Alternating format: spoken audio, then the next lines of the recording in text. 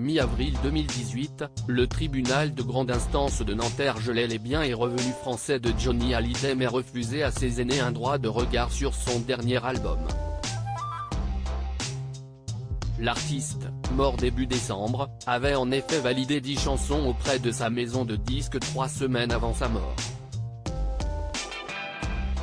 Dans une interview accordée au Figaro, Thierry Chassagne, PDG de Warner Music France, dernière maison de disques de Johnny Hallyday, éclaircit la seule question qui à ce jour passionne les fans: quand le grand public pourra-t-il enfin écouter les dernières chansons de Johnny ?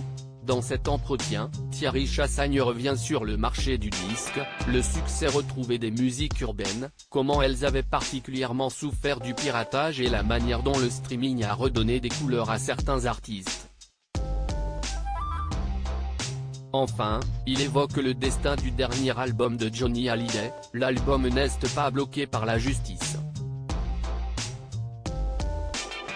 Il y a eu une demande dans ce sens mais la justice l'a rejetée. Car tout le monde a vu que Johnny était très impliqué dans cet album. Cet album lui tenait vraiment à cœur. CIST d'ailleurs un disque exceptionnel. Il sortira cet automne entre octobre et novembre. Tout le monde a vu que Johnny était très impliqué dans cet album et Thierry Chassagne d'ajouter: CIST une sortie majeure pour Warner et pour toute l'industrie de la musique en France. Il y aura effectivement un dispositif exceptionnel, à la hauteur de l'événement.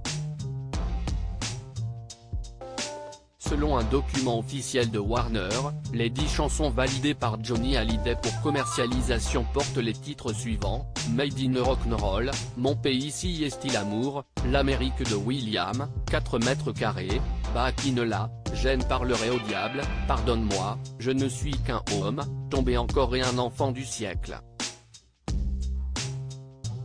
Dans une récente interview à La Voix du Nord, David Hallyday donnait son sentiment sur le peu qu'il a pu en entendre: J'ai écouté 2 titres dans la voiture avec pas mal de bruit derrière. Ce que je peux vous dire, CIST que la voix de mon père est exceptionnelle, CIST ce qui ressort. On a cette voix riche et forte qu'on retrouve sur tous ses albums. CIST difficile d'en dire plus car c'était des maquettes mais en tout cas, quelle voix.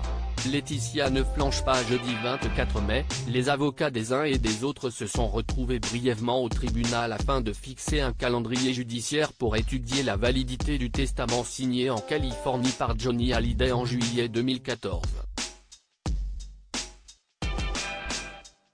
À l'issue de cette audience, Laetitia Hallyday a tenu à préciser fermement, via un communiqué de son avocat, que sa seule préoccupation était de veiller au respect des dernières et très claires volontés de son défunt mari mais qu'elle restait de fait ouverte à toute discussion et proposition de conciliation permettant de faire respecter les dernières volontés de Johnny Hallyday et de rétablir un climat apaisé au sein de sa famille.